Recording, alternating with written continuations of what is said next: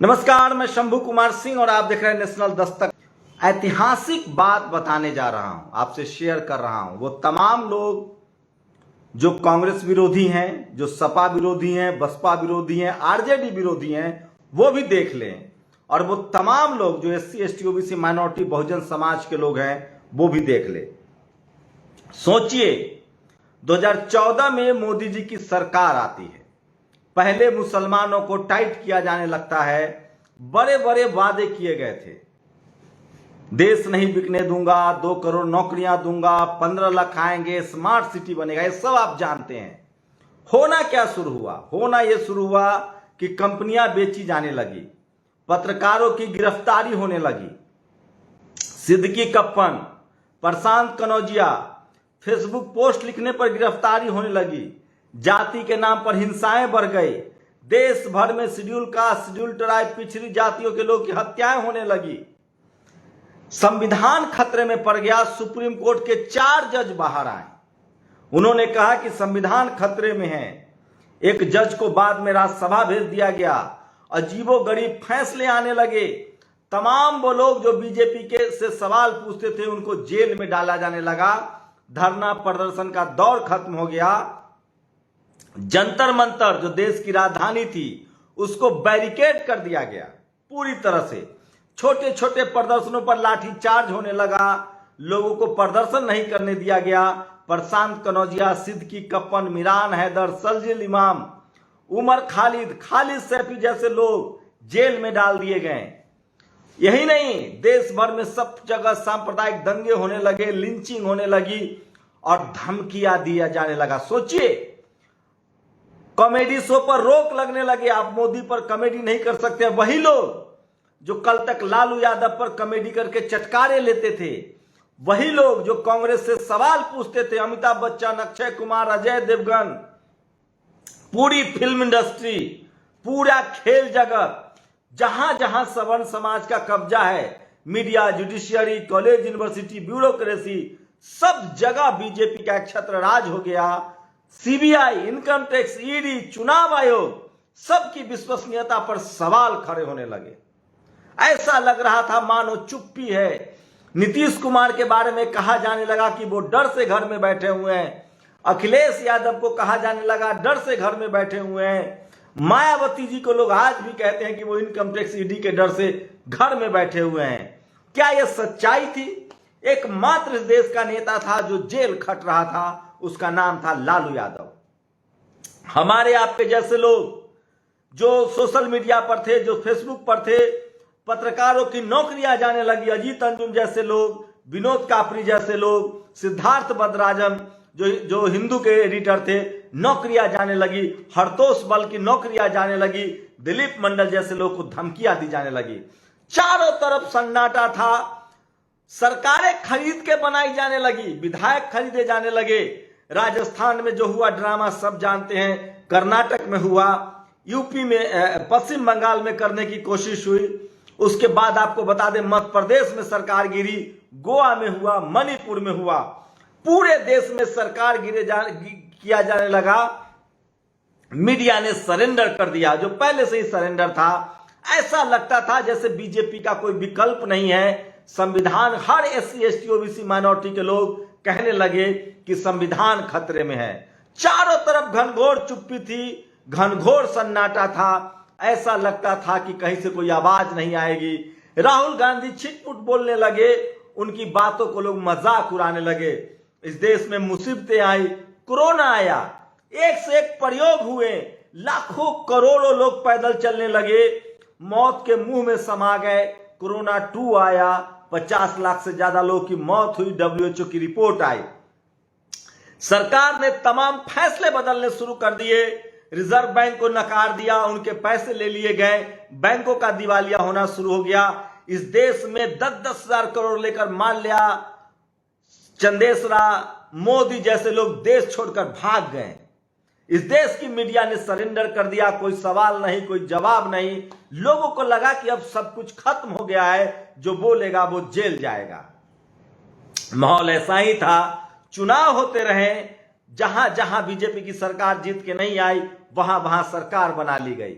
बिहार में नीतीश कुमार को कहा जाने लगा डर से बैठे हुए हैं।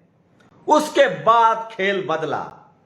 सोचिए, पहले इनकम टैक्स ईडी का छापा पड़ता था, लोग उसको चोर कहते थे। आज यह स्थिति हो गई है कि लोग सबसे ज्यादा सुप्रीम कोर्ट पर सवाल उठा रहे हैं। चुनाव आयोग को बेईमान कह रहे हैं, इनकम टैक्स ईडी को सुप्रीम कोर्ट ने तोता कहा था, अब तो लोग उस पर भरोसा ही नहीं कर रहे हैं। लेकिन मैं ये सब बातें क्यों कह रहा हूं? ये सब बातें इसलिए कह रहा हूं कि एक तमाम चुप्पी थी, घनघोर चुप्पी थी, चारों तरफ सन्नाटा था, डर था, बदहवासी थी, लोगों को लगता था कि अब कुछ नहीं हो सकता है, बीजेपी का कोई विकल्प नहीं है। इसी दौरान एक ऐतिहासिक घटना घटी। पहली बार इस देश में सवर्ण नेताओं पर इनकम टैक्स ने, ईडी ने जांच के लिए बुलाया राहुल गांधी और सोनिया गांधी को। उनके समर्थक सड़कों पर उतर गए, वो लड़ने भिड़ने लगे, मीडिया ने खबरों को बायकॉट किया जैसे करता है। नोटबंदी में लोग मरे, जीएसटी से लोग परेशान हुए, ताली थाली बजाया, कोरोना में पैदल चल के लोग मर गए, कहीं कोई बात नहीं। सोचिए, आज चीन के बॉर्डर से सेना की वापसी हो रही है, दोनों तरफ से पीछे हट रहे हैं लोग। जब कोई घुसा नहीं था तो क्या हुआ? देश भर को इवेंट मैनेजमेंट में बदल गया। टीवी खोलिए तो मोदी मोदी मोदी, टीवी खोलिए तो योगी योगी योगी, बीजेपी बीजेपी होने लगा, चारों तरफ सन्नाटा था। उसके बाद बिहार से एक लहर चली। बिहार में नीतीश कुमार ने कैलकुलेटिव स्टेप लिया। उनकी पार्टी का हाल महाराष्ट्र जैसा होना था, जैसे महाराष्ट्र में शिवसेना का हुआ था। उन्होंने फिर से आरजेडी के साथ सरकार बना ली। उसके बाद अब राहुल गांधी ऐतिहासिक यात्रा कर रहे हैं। टीवी अखबार नहीं दिखा रहा है, कभी टीवी उनकी टी शर्ट की कीमत बता रहा है, कभी बता रहा है वो एसी में सफर कर रहे हैं। आप सोचिए, जनता का जनसैलाब उमड़ रहा है सड़कों पर। 12 राज्यों का राहुल गांधी दौरा करने वाले हैं। मैं कोई कांग्रेसी नहीं हूं, मैं कोई बीजेपी वाला नहीं हूं, लेकिन एक पत्रकार के तौर पर मेरी नैतिक जिम्मेदारी है कि जो घटना घट रही है वो मैं आपको बताऊं। महात्मा गांधी, मैं यात्राओं का एक कॉन्सेप्ट देने जा रहा हूं। बाबा साहेब ने मंदिर का आंदोलन शुरू किया, मंदिर में घुसने का आंदोलन शुरू किया। उसके बाद उन्होंने पानी के लिए आंदोलन शुरू किया, जो ऐतिहासिक आंदोलन था। मैं भारत में आंदोलन का इतिहास बताना चाह रहा हूं। बाबा साहब ने पानी के लिए आंदोलन शुरू किया, मंदिर के लिए आंदोलन शुरू किया। उसके बाद महात्मा गांधी ने चंपारण से यात्रा शुरू की। भारत में अंग्रेजों के खिलाफ एक घोर सन्नाटा था। गांधी ने फिर से आंदोलन शुरू किया और बाद में उन्होंने आंदोलन वापस लिया और जातिवाद खत्म करने का आंदोलन शुरू कर दिया, लेकिन वो सफल नहीं हुए। बाबा साहब लगातार जाति के खिलाफ आंदोलन चलाते रहे। संविधान जब उनको मिला मौका तो उन्होंने संविधान लिख दिया। उसके बाद भारत में एक बड़ा विनाश लीला हुई। भारत का बंटवारा हुआ, भारत पाकिस्तान का। लाखों लोग दोनों तरफ से मारे गए। इस देश ने उस दर्द को भी सह लिया। उसके बाद इस देश में सबसे बड़ा सिखों का नरसंहार हुआ। वो कौन लोग थे वो आपको पता होगा। मीडिया ने उसके साथ भी न्याय नहीं किया। सोचिए, सिखों को बदनाम किया गया जबकि उनका नरसंहार चल रहा था। उसके बाद मीडिया की भूमिका पर ही बात करूंगा और इस देश के आंदोलन पर।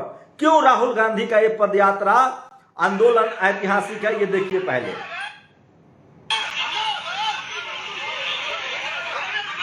ये जनसैलाब देखिए आप।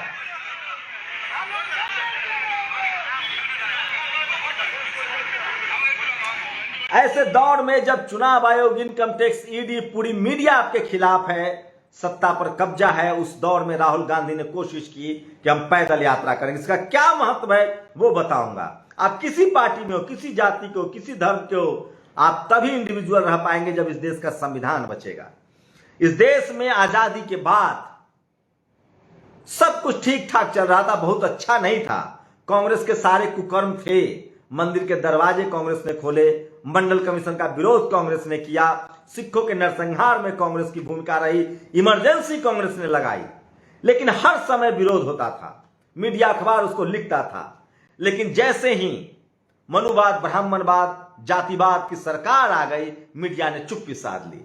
आप सोचिए, सिखों का नरसंहार हुआ, थोड़ा बहुत मीडिया ने लिखा। इंदिरा गांधी ने इमरजेंसी लगाई तो भी मीडिया ने विरोध किया, क्योंकि उस दोनों आंदोलन में आरएसएस शामिल था। सिखों के नरसंहार के समय देश ने हिंदू के नाम पर एकजुटता दिखाई, सिख मारे गए और वो हम सबकी सबसे बड़ी गलती थी और हमने इस देश में नरसंहार शुरू करवा दिया जो आजादी के समय हिंदू मुस्लिम के नाम पर हुआ था। हमारे सिख भाई मारे गए जिन्होंने इस देश की आजादी की लड़ाई में सबसे ज्यादा बलि दी थी। गुरु नानक साहब के विचारों को मारा गया, गुरु गोविंद सिंह साहब को के विचारों को सम्मान नहीं दिया गया। और वो कौन लोग थे, उनकी जाति पता कीजिए जो सिखों को मार रहे थे। बहाना कांग्रेस था, ये कांग्रेस का पाप था। लोगों की नाराजगी बढ़ी, लोग नाराज हुए। उसके बाद इंदिरा गांधी ने इमरजेंसी लगा दिया, तब भी लोग नाराज हुए, आंदोलन चला। 77 का आंदोलन, जयप्रकाश का आंदोलन, लोहिया का आंदोलन, लालू यादव, नीतीश कुमार, रामविलास पासवान, शरद यादव इसी दौर के पौध थे। उसके बाद इस देश में इंदिरा गांधी की हत्या हुई, सिखों का नरसंहार शुरू हो गया। राजीव गांधी प्रधानमंत्री बने, 412 सीट जीत के आए। उसके बाद राजीव गांधी को मान्यवर कांशीराम साहब ने सत्ता से बाहर कर दिया। उसके बाद बीपी सिंह की सरकार आई, मंडल कमीशन लागू हुआ। मीडिया ने सबसे ज्यादा आलोचना की मंडल कमीशन की और इस देश को बर्बादी के गर्त में धकेलने वाला उसी दौर में पहली रथ यात्रा निकली जो आडवाणी लेकर निकला था। उस रथ यात्रा को किसने रोका? उस रथ यात्रा को लालू यादव ने रोका, क्योंकि देश को एक बार फिर से जो आजादी के समय हिंदू मुस्लिम हुआ था, जिस तरह से सिखों का नरसंहार हुआ था, जिस तरह से संविधान खत्म करके इंदिरा गांधी ने इमरजेंसी लगा दी थी, उसी तरह से फिर से जब मंडल कमीशन लागू हुआ तो आडवाणी रथ यात्रा लेकर निकल गए और मीडिया ने उनका भरपूर साथ दिया और इस देश के दलित, पिछड़े, आदिवासियों के हक अधिकार के खिलाफ काम होने लगा। देश में हिंदू मुस्लिम की बीज पड़ चुकी थी, जो ताला राजीव गांधी ने खोला था, उस फसल को आडवाणी काटने लगे और बीजेपी फलने फूलने लगी। ये सब कांग्रेस का पाप था। अब कांग्रेस की जिम्मेदारी थी कि उसको ठीक करे। तमाम बहुजन लीडरशिप वाले नेता आए, उन्होंने स्कूल बनाए, अस्पताल बनाए, सड़कें बनाई। मायावती आई, कर्पूरी ठाकुर आए, लालू यादव आए, मुलायम सिंह यादव आए, अखिलेश यादव आए, शिबू सोरेन आए, हेमंत सोरेन आए, स्टालिन आए। इन लोगों ने तमाम जनता के काम करने शुरू किए। लेकिन जैसे ही 2014 में, सोचिए, मनमोहन सिंह की सरकार चल रही थी कांग्रेस की, जनता दल की बीपी सिंह की सरकार बनी, मीडिया ने उसको क्रिटिसाइज किया। उस दौर में कांशीराम साहब ने कहा था कि कमजोर सरकार जो होती है वो ज्यादा अच्छी होती है, मजबूत सरकार डिक्टेटर हो जाती है। मीडिया ने प्रोपेगेंडा फैलाया। कमजोर सरकार, मिलीजुली सरकार का दौर चल रहा था इस देश में, संविधान बच रहा था, बहस हो रही थी। उसके बाद वाजपेयी की सरकार आई, वहां तक ठीक था, वाजपेयी चले गए। बीजेपी ने भारत पाकिस्तान की राजनीति का बड़ा फायदा उठाया। जब जब बीजेपी सत्ता में आई, सीमा पर तनाव बढ़ा, करगिल वार हुआ, संसद पर हमला हुआ। जब मोदी जी आए तो पुलवामा हुआ। चारों तरफ 2014 के बाद ऐसा लगा जैसे सब कुछ खत्म हो गया है, कोई संवैधानिक संस्था नहीं है, कोई ऐसा नेता नहीं है। सबको एक नजर में कह दिया गया कि जो भ्रष्टाचारी है इसलिए सब चुप हैं। इनकम टैक्स, ईडी, सीबीआई के डर से लोग परसेप्शन बन गया कि सब चुप हैं क्योंकि सब भ्रष्टाचारी हैं, लेकिन ऐसा नहीं था। राहुल गांधी, सोनिया गांधी ने इस आवाज को तोड़ा। नीतीश कुमार ने गठबंधन से बाहर निकले, लालू यादव जेल खट रहे थे। मायावती जी पर आज यही आरोप लग रहा है, अखिलेश यादव पर यही आरोप लग रहा है। लेकिन सोचिए, आज राहुल गांधी ऐतिहासिक यात्रा कर रहे हैं। इस यात्रा का मर्म समझिए। जब बाबा साहब ने आंदोलन किया तो बहुजनों को अधिकार मिला। जब गांधी ने आंदोलन किया तो लोग भारत के आंदोलन में शामिल हो गए। और उसी तरह से आजाद भारत के बाद जब आडवाणी ने रथ यात्रा निकाली तो इस देश में हिंदू मुस्लिम हो गया। जगन मोहन रेड्डी ने आंध्र प्रदेश में यात्रा निकाली तो उनकी सत्ता आ गई। रामाराव ने यात्रा निकाली, चंद्रशेखर ने यात्रा निकाली थी भारत जोड़ने के लिए। आडवाणी ने सबसे ज्यादा रथ यात्रा निकाल के इस देश को हिंदू मुस्लिम में बांट दिया। उसके बाद से यात्राओं का दौर खत्म हो गया। और अब जाकर सोचिए, मान्यवर कांशीराम साहब ने यात्रा निकालकर साइकिल रैली की, पूरा देश नाप दिया। और राजीव गांधी जो 412 सीट जीत के आए थे वो अगले चुनाव में सड़क पर आ गए और वीपी सिंह की सरकार बनी। और वही उम्मीद अब राहुल गांधी की इस यात्रा से दिख रहा है। लेकिन फर्क है, उस समय टीवी अखबार में थोड़ी बहुत रिपोर्टिंग होती थी, निगेटिव रिपोर्टिंग होती थी। लेकिन आज राहुल गांधी, आप किसी पार्टी के हो, अगर आप किसी पार्टी के हो, किसी दल के हो, किसी जाति के हो, किसी धर्म के हो, डेमोक्रेसी में अगर आप आंदोलन के समर्थक नहीं है, संवैधानिक तरीके के आंदोलन के समर्थक नहीं है, तो आप डेमोक्रेसी के लायक नहीं है। डेमोक्रेसी का मतलब होता है सरकार से सवाल पूछना, जनता के मुद्दे को वहां पर रखना। राहुल गांधी वही काम कर रहे हैं जो पाप कांग्रेस ने किया। हो सकता है राहुल गांधी, मैं फिर कह रहा हूं, सोनिया गांधी को विदेश में पैदा हुई, उनको जातिवाद, मनुवाद, ब्राह्मणवाद पता नहीं है। राहुल प्रियंका की उन्होंने नरेशिंग की है। कांग्रेस के जो सवर्ण नेता हैं, जो आरएसएस के स्लीपर सेल हैं, उन्होंने कांग्रेस को कब्जा कर रखा था। राहुल गांधी, सोनिया गांधी इस बात को समझ गई, प्रियंका गांधी समझ गई कि सवर्ण उनको वोट नहीं देने वाला है, एससी एसटी ओबीसी माइनॉरिटी के लोग उनको वोट देंगे। नीट में रिजर्वेशन पर उन्होंने समर्थन किया। अब ये बात चन्नी जैसे लोगों को सीएम बनाया गया, भूपेश बघेल, अशोक गहलोत, ये अलग बात है कि इनका कब्जा नहीं है, ये आइडियोलॉजी को लेकर काम नहीं कर रहे हैं। लेकिन सोचिए किस तरह से आज राहुल गांधी सड़कों पर हैं और अब किसी नेता को डर नहीं है, अब किसी पत्रकार को डर नहीं लग रहा है। लोग कह रहे हैं कि अभी भी डेमोक्रेसी बची हुई है, डेमोक्रेसी की जड़ें गहरी है। और राहुल गांधी की यात्रा को आप इस नजर से देखिए, कांग्रेस को क्या फायदा होगा नहीं होगा, ये भविष्य का गर्त भविष्य तय करेगा। भविष्य के गर्त में है, भविष्य के कोख में है, लेकिन डेमोक्रेसी के लिए बहुत जरूरी है। बीजेपी क्या करती है? बीजेपी का गुजरात मॉडल क्या है? इनकम टैक्स, ईडी, सीबीआई और धरना प्रदर्शन न होने देना। बीजेपी जब तक रही, मध्य प्रदेश हो, राजस्थान हो या गुजरात देख लीजिए, जहां जहां बीजेपी लंबे समय तक रही है, धरना प्रदर्शन को बैन कर दिया गया, जनता की आवाज को दबा दिया गया। जिग्नेश मेवानी और हार्दिक पटेल के अलावा किसी ने गुजरात में प्रदर्शन ही नहीं किया और इन दोनों नेताओं पर केस लाद दिए गए। बाद में हार्दिक पटेल आजकल बीजेपी ज्वाइन कर गए, जिग्नेश मेवानी कार्यकारी अध्यक्ष हैं। रही राहुल गांधी ने अब हिम्मत दिखाई है, नीतीश कुमार ने जो हिम्मत दिखाई है, वो सारे नेताओं से मिल रहे। मैं फिर कह रहा हूं, ये वो दौर आ गया है जब जिस तरह से इंदिरा गांधी के खिलाफ बगावत हुआ, जिस तरह से राजीव गांधी के खिलाफ बगावत हुआ, उसी तरह से ये बगावत जो है मोदी जी के खिलाफ है और इसमें देश का समर्थन है। इमरजेंसी में भी टीवी अखबार को बैन किया गया था, लेकिन आज का जो टीवी अखबार है वो जानबूझकर इस सरकार के साथ है, वो पब्लिक के साथ नहीं है। जैसे अन्ना आंदोलन के समय था, 5000 लोगों को 5 करोड़ लोग दिखाया गया, सत्ता से लोग बाहर हो गए। सोचिए आज कौन ऐसा नेता है जिसको डराया नहीं जा रहा है, लेकिन वो डर खत्म हो गया है। और वो डर खत्म किया है नीतीश कुमार ने, वो डर खत्म किया है लालू यादव ने, वो डर खत्म किया है राहुल गांधी ने, सोनिया गांधी ने। इसका क्रेडिट आपको देना पड़ेगा। और मैं इसीलिए कह रहा हूं, आप किसी पार्टी के हो, किसी दल के हो, किसी विचारधारा के हो, लेकिन डेमोक्रेटिक सिस्टम में आपको आंदोलन, संघर्ष को खड़ा करना पड़ेगा, साथ रहना पड़ेगा। सरकार की तरफ से साफ साफ कोशिश की जा रही है कि इस आंदोलन को मीडिया के जरिए दबा दिया जाए। क्या हुआ किसानों के आंदोलन का? कहा गया ये खालिस्तानियों का आंदोलन है। क्या हुआ मुसलमानों के आंदोलन का? कहा गया ये आतंकवादियों का आंदोलन है। क्या हुआ 2 अप्रैल के एससी एसटी आंदोलन का? कहा गया ये उग्रवादियों का आंदोलन है।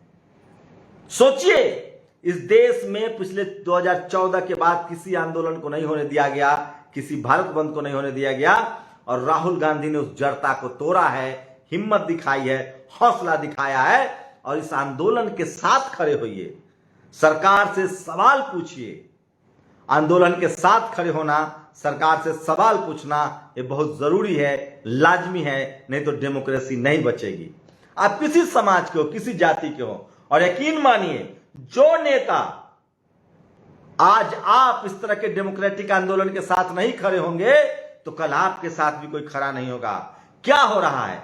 एक एक तबके को टारगेट किया जा रहा है, कभी सिखों को, कभी मुसलमानों को, कभी दलितों को, कभी पिछड़ों को, कभी आदिवासियों को।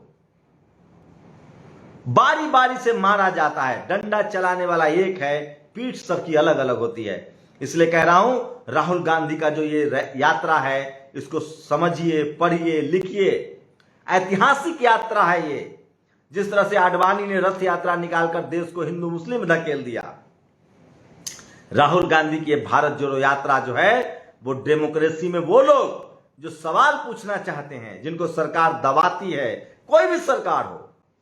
मैं फिर कह रहा हूं, डेमोक्रेसी में, डेमोक्रेटिक सिस्टम से किए गए आंदोलन की अपनी एक महत्ता है और वो बनी रहनी चाहिए। और मैं इसलिए बार बार कहता हूं कि किसी भी पार्टी में हो, आपको इस तरह के तमाम प्रोटेस्ट के साथ खड़ा होना होगा, क्योंकि मीडिया जो है वो ऐसा नहीं चाहती है। प्रमोद रंजन ने एक लेख लिखा है, भारत जोड़ो यात्रा और भारत का विचार। राम पुनियानी का यह लेख उन्होंने शेयर किया है। भारत जोड़ो यात्रा एक राजनीतिक दल का उपक्रम है, परंतु करीब 200 सामाजिक कार्यकर्ताओं जिनकी चुनावी राजनीति से कोई प्रत्यक्ष लेना देना नहीं है, भी इसमें भागीदारी कर रहे हैं। जाने माने सामाजिक कार्यकर्ता और स्वराज इंडिया के मुखिया योगेंद्र यादव से सामाजिक संस्थाओं से यात्रा में भागीदारी करने की अपील की है। इस अपील में उन्होंने इस यात्रा की आवश्यकता का अत्यंत सार गर्भित वर्णन किया। उनके अनुसार इससे पहले हमारे गणतंत्र के मूल्यों पर कभी उतना नृशंस हमला नहीं हुआ जितना कि पिछले कुछ समय से हो रहा है। इससे पहले कभी नफरत, विघटन और बहिष्कार के भाव देश पर इस तरह से नहीं लादे गए जिस तरह से इन दिनों लादे जा रहे हैं। इससे पहले कभी हम पर इस तरह से निगाह नहीं रखी गई और हमें उस स्तर के प्रचार और दुष्प्रचार का सामना नहीं करना पड़ा जितना कि अब करना पड़ रहा है। इससे पहले कभी हमने ऐसे निष्ठुर सरकार नहीं देखी जिसे अर्थव्यवस्था के बर्बाद होने और लोगों के हालात की कोई परवाह नहीं है, जो केवल अपने कुछ चमचों की सेवा में लगी है। इससे पहले कभी वास्तविक राष्ट्र निर्माताओं, किसानों और श्रमिकों, दलितों, आदिवासियों को राष्ट्र के भविष्य को आकार देने की प्रक्रिया से उस तरफ बाहर नहीं किया गया जिस तरह से अब किया जा रहा है। देश के वर्तमान निराशाजनक हालत का योगेंद्र यादव ने अत्यंत सटीक वर्णन किया है। भाजपा जब अटल बिहारी वाजपेयी के नेतृत्व में पहली बार सत्ता में आई थी, उस समय कई सामाजिक कार्यकर्ताओं को लगता था कि कांग्रेस और भाजपा एक ही सिक्के के दो पहलू है। जल्द इन्हें समझ आएगा कि भाजपा सबसे अलग है। इस दौर में भाजपा का अपने दम पर बहुमत नहीं था। वह एनडीए गठबंधन का नेतृत्व करती थी। उस समय भी वह दूसरों से अलग थी। संघ परिवार के सदस्य बतौर वह हिंदुत्व के एजेंडे के प्रतिबद्ध थी। वह भारतीय राष्ट्रवाद के वृक्ष हिंदू राष्ट्रवाद की पैरोकार थी। वह उस दौर में शिक्षा का भगवाकरण किया और आरएसएस की शाखाओं की संख्या में जबरदस्त वृद्धि हुई। उस समय ही भाजपा का प्रत्यक्ष और परोक्ष अल्पसंख्यक विरोधी रवैया सबके सामने था। कॉर्पोरेट संस्थाओं की बन आई थी। मीडिया की खरोच फरोख्त शुरू हो गई थी। गुजरात कत्लेआम ने सांप्रदायिक हिंसा में उसने अमानवीय और बर्बरपुर मिसाइल कायम की थी। सन 2014 में भाजपा ने अपने बल पर पूर्ण बहुमत हासिल कर लिया। एनडीए की भूमिका नाम मात्र की रह गई। भाजपा आरएसएस ने पूरे जोश खरोश से अपना एजेंडा लागू करना शुरू कर दिया। तो सोचिए, इन तमाम आंदोलनों के खिलाफ वो लिखते हैं कि अंबेडकर के महान तालाब और कालाराम मंदिर आंदोलनों, जिनका उद्देश्य सामाजिक न्याय की स्थापना थी, के बाद गांधी ने जाति और अछूत प्रथा के खिलाफ संघर्ष किया। वे इस मामले में इतने गंभीर थे कि उन्होंने ब्रिटिश सरकार के खिलाफ विरोध आंदोलन को विराम देते हुए 1933 के बाद अनेक यात्राएं निकाली। इनके अतिरिक्त जगन मोहन रेड्डी ने चुनावी लाभ के लिए, एनटीआर ने सत्ता हासिल करने के लिए और चंद्रशेखर ने मुक्त भारत को एक करने के लिए यात्रा निकाली। परंतु जिस यात्रा ने भारत को सबसे ज्यादा विभाजित किया था वह थी भाजपा के लाल कृष्ण आडवाणी द्वारा निकाली गई रथ यात्रा। इस यात्रा को मंडल आयोग की सिफारिशों को अमल में लाने के सरकार के निर्णय के परिप्रेक्ष्य में निकाला गया था। आडवाणी की यात्रा का एक लक्ष्य था देश को धार्मिक आधार पर विभाजित करना था। इसके नतीजे में सांप्रदायिक हिंसा बढ़ी और अंततः बाबरी मस्जिद को गिरा दिया गया। यद्यपि भारत जोड़ो यात्रा एक राजनीतिक दल द्वारा निकाली जा रही है, तथापि राष्ट्रीय एकता के व्यापक लक्ष्य को हासिल करने के लिए सामाजिक संगठन इससे जुड़ रहे हैं। यहां तक कि ऐसे संगठन भी इसका समर्थन कर रहे हैं जो कई मुद्दों पर कांग्रेस की राजनीति से सहमत नहीं है। उन सबको यह एहसास है कि सांप्रदायिक राजनीति आवश्यक है। सांप्रदायिक राजनीति और देश की एकता पर इसका कुप्रभाव का मुकाबला करना आवश्यक है। हमें आशा है और गैर भाजपा दल, क्षेत्रीय दल और सामाजिक कार्यकर्ता एवं संगठन जो स्वाधीनता आंदोलन से उपजे भारत के विचारों में आस्था रखते हैं, उन मूल्यों में विश्वास करते हैं जो हमारे संविधान का हिस्सा है, यह समझते हैं कि इस समय आवश्यकता इस बात की है कि हम गांधी और पटेल, मौलाना आजाद, नेहरू, सुभाष और अंबेडकर के सपनों की भारत को नष्ट होने से बचाए। तो सोचिए, आप आज इस यात्रा को आप किसी पार्टी की तरह से नहीं देखिए। एक डर खत्म करने की यात्रा है, डेमोक्रेसी बचाने की यात्रा है और इसमें सबको जुड़ना होगा। सभी पार्टी के लोगों को बयान देना होगा। एक नागरिक के तौर पे हर उस दल का आपको समर्थन करना होगा जो संविधान बचाने के लिए इस तरह की यात्राएं करते हैं। एक भी आदमी बताइए जो नहीं कह रहा था कि नीतीश कुमार डरे हुए नहीं है, मायावती जी डरी हुई नहीं है, अखिलेश यादव डरे हुए नहीं है। सरकारें जो चल रही थी, मुख्यमंत्री डरे हुए थे। हेमंत सोरेन को डराया गया, अरविंद केजरीवाल को डराया जा रहा है, भगवंत मान को डराया जा रहा है, भूपेश बघेल की पार्टी तोड़ने की कोशिश हुई, मुख्यमंत्री से हटाने की कोशिश हुई। ऐसे दौर में राहुल गांधी की इस यात्रा की ऐतिहासिकता को समझिए। कांग्रेस को क्या नफा होगा, नुकसान होगा, मुझे नहीं पता, लेकिन इससे संविधान मजबूत होगा, डेमोक्रेसी मजबूत होगी। इसलिए मैं कह रहा हूं कि पार्टी पॉलिटिक्स से उठकर, जाति धर्म से उठकर, अगर आप संविधान के पक्षधर हैं और खासकर आप एससी, एसटी, ओबीसी और माइनॉरिटी के लोग हैं, संविधान मानने वाले लोग हैं, तो आपको इस यात्रा का समर्थन करना होगा, और इसलिए समर्थन करना होगा क्योंकि मीडिया ने इसका बायकॉट कर दिया है। सोशल मीडिया पर इसको शेयर कीजिए, फैलाइए। डेमोक्रेसी में आजाद आवाजें गूंजती रहनी चाहिए, सड़कों पर जन सैलाब आता रहना चाहिए, धरना प्रदर्शन होता रहना चाहिए, नहीं तो डेमोक्रेसी खत्म हो जाती है। आप लोग अपनी प्रतिक्रिया जरूर दीजिए। मैं फिर कह रहा हूं, राहुल गांधी को क्रेडिट देना पड़ेगा कि डर के माहौल में, चुप्पी के माहौल में, जब गुजरात मॉडल और पुतिन मॉडल का दौर है, उन्होंने सड़क पर निकलने की हिम्मत दिखाई है। नीतीश कुमार ने बगावत की आग तेज की है। ममता बनर्जी हो, नीतीश कुमार हो, ये सब लोग बात कर रहे हैं, मिल रहे हैं। कल्पना कीजिए कि एक यात्रा, इसी तरह की एक यात्रा अखिलेश यादव, मायावती, हेमंत सोरेन, शिबू सोरेन, डीएमके, स्टालिन, तमाम बहुजन नेता कर दे तो इस देश में संविधान पूरी तरह से सुरक्षित रखा जाएगा। इसलिए मैं कह रहा हूं, बहुजन नेताओं को भी सीख लेनी चाहिए। जैसे बाबा साहब ने आंदोलन किया, मान्यवर साहब ने देश नापा साइकिल से, वक्त आ गया है कि अखिलेश यादव हो, मायावती हो, हेमंत सोरेन हो, नीतीश कुमार हो, नीतीश कुमार ने मैराथन बैठ के शुरू कर दिया है। इन सबको संविधान बचाने के लिए सिर्फ चुनाव लड़ना नहीं, आपको विपरीत परिस्थितियों में, जब लोग गिरफ्तार हो रहे हैं, जब धर्म के नाम पर अत्याचार हो रहा है, जब जाति के नाम पर अत्याचार हो रहा है, जब सरकारी कंपनियों को बेचा जा रहा है, जब पत्रकारों को खरीदा जा रहा है, बेचा जा रहा है, डराया जा रहा है, मारा जा रहा है, ऐसे वक्त में आपको घर से निकलना होगा। अगर संविधान नहीं बचेगा, डेमोक्रेसी नहीं बचेगी, तो आप भी नहीं बचेंगे। एक दिन आप भी इसके चपेट में आएंगे। तो राहुल गांधी की यात्रा को आपको पार्टी पॉलिटिक्स से ऊपर उठकर देखनी पड़ेगी, और डेमोक्रेसी में सबको अपनी बात कहने का हक है। आखिर डरा क्यों सकते हैं आप? कल्पना कीजिए कि अगर राहुल गांधी की इस यात्रा को भी रोक दिया जाए तो ऐसा तभी नहीं हो सकता है जब इस देश की जनता खड़ी होगी। बीजेपी कैसे आई थी? आंदोलन से आई थी। आडवाणी को भी रथ यात्रा करने दिया गया जबकि वो सामाजिक सौहार्द बिगाड़ रहे थे। इसलिए मैं कह रहा हूं कि जिस देश में डेमोक्रेसी जिंदा रखनी है, उसमें धरना प्रदर्शन डेमोक्रेटिक राइट्स के लिए बहुत जरूरी है। इसलिए सुप्रीम कोर्ट के जज ने कहा है कि भारत के बुद्धिजीवियों का काम है कि जो स्पोर्ट्स सरकार की झूठ है, जो स्टेट का झूठ है, उसको बेनकाब किया जाए। लेकिन सोचिए, विडंबना देखिए कि जो SC ST OBC माइनॉरिटी के लोग हैं जिनके साथ मीडिया कभी नहीं रही, ये मीडिया आज कांग्रेस के साथ भी नहीं है। जो मीडिया कांग्रेस के साथ नहीं है वो SC ST OBC माइनॉरिटी के साथ हो सकता है क्या? इसलिए मैं कह रहा हूं कि इस तरह की यात्राओं का समर्थन कीजिए, इस तरह की यात्राओं को देखिए, समझिए। डेमोक्रेसी में डेमोक्रेटिक तरीके से आंदोलन की बहुत महत्ता होती है। अपनी प्रतिक्रिया जरूर दीजिए। मैं फिर कह रहा हूं, जो कांग्रेस के पाप हैं वो कांग्रेस को ही दूर करना पड़ेगा, लेकिन बहुजन नेताओं की जिम्मेदारी ज्यादा है क्योंकि संविधान से सबसे ज्यादा बहुजनों के हक सुरक्षित हैं। अपनी प्रतिक्रिया जरूर दीजिए। शुक्रिया। नेशनल दस्तक की आपसे गुजारिश है कि अगर इसको बचाना चाहते हैं तो नेशनल दस्तक को सब्सक्राइब करने के लिए रेड कलर के सब्सक्राइब बटन को दबाएं, फिर बेल आइकन की घंटी दबाएं। नेशनल दस्तक को बचाने के लिए बहुत जरूरी है कि हर खबर को शेयर करें, लाइक करें, कमेंट जरूर करें।